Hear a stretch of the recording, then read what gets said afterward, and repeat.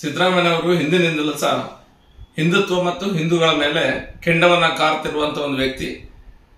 ಕರ್ನಾಟಕದಲ್ಲಿ ಕಾಂಗ್ರೆಸ್ ಸರ್ಕಾರ ಬಂದ ನಂತರ ಮುಖ್ಯಮಂತ್ರಿಗಳು ಸಿದ್ದರಾಮಯ್ಯ ಆದ ನಂತರ ಈಗ ಹಿಂದೂ ಸಮಾಜದ ಮೇಲೆ ಪ್ರಹಾರ ಮಾಡುವಂತ ಕೆಲಸವನ್ನ ಮಾಡ್ತಾ ಇದ್ದಾರೆ. ಮೊದಲನೇದಾಗಿ ಅವರು ಈಗ ಮತಾಂತರ ಕಾಯ್ದೆಯನ್ನ ಹಿಂತೆಗೆದುಕೊಳ್ಳುವ ಮೂಲಕ ನಮ್ಮ ರಾಜ್ಯದಲ್ಲಿ ಕೋಮು ಸೌಹಾರ್ದತೆ ಏನಿದೆ ಅದಕ್ಕೆ ಧಕ್ಕೆ ತರುವಂತ ಕೆಲಸವನ್ನ ಮಾಡ್ತಾ ಇದ್ದಾರೆ.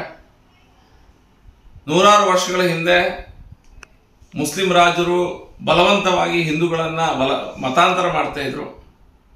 ನಂತರ ಬಂದಂತ ಬ್ರಿಟಿಷರು ಸಹ ಈ ಮುಸ್ಲಿಮರಿಗೆ ಯಾವುದು ಕಮ್ಮಿ ಇಲ್ಲದಂತೆ, ಯಾವ ರೀತಿಯಲ್ಲೂ ಕಮ್ಮಿ ಇಲ್ಲದಂತೆ ಅವರೊಂದಿಗೆ ಬಂದಂತ ಮಿಷನರಿಗಳು ಸಹ ಹಿಂದೂಗಳನ್ನ ಮತಾಂತರ ಮಾಡ್ತಾ ಇದ್ರು. ಸ್ವಾತಂತ್ರ್ಯ ನಂತರ ಸಹ ಈ ಕೆಲಸ ನಿರಂತರವಾಗಿ ನಡೀತಲೇ ಇದೆ.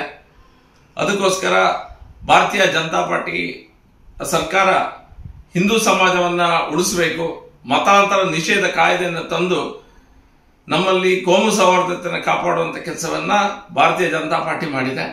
ಯಾಕಂತ ಹೇಳಿದ್ರೆ ಕೋಮು ಗಲಭೆಗೆ ಮುಖ್ಯ ಕಾರಣ ಮತಾಂತರ ಅಂತ ಹೇಳಿದ್ರೆ ಖಂಡಿತ ತಪ್ಪಾಗ್ಲಿಕ್ಕಿಲ್ಲ.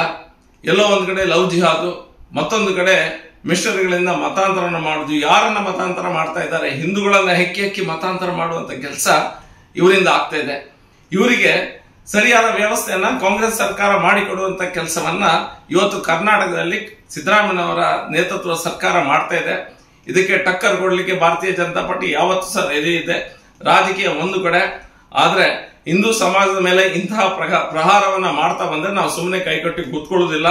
ದೊಡ್ಡ ರೀತಿಯ ಆಂದೋಲನವನ್ನ, ಪ್ರತಿಭಟನೆಯನ್ನ ಕಾಂಗ್ರೆಸ್ ಸರ್ಕಾರ ಕರ್ನಾಟಕದಲ್ಲಿ ಎದುರಿಸಬೇಕಾದೀತು ಅನ್ನುವಂತ ಎಚ್ಚರಿಕೆಯನ್ನು ಸಹ ಈ ಮೂಲಕ ನಾನು ಸಿದ್ದರಾಮಯ್ಯನವರು ಮತ್ತು ಅವರ ಹಿರಿಯ ಕಾಂಗ್ರೆಸ್ ಸರ್ಕಾರಕ್ಕೆ ನಾನು ನೀಡ್ತಾ ಇದ್ದೇನೆ.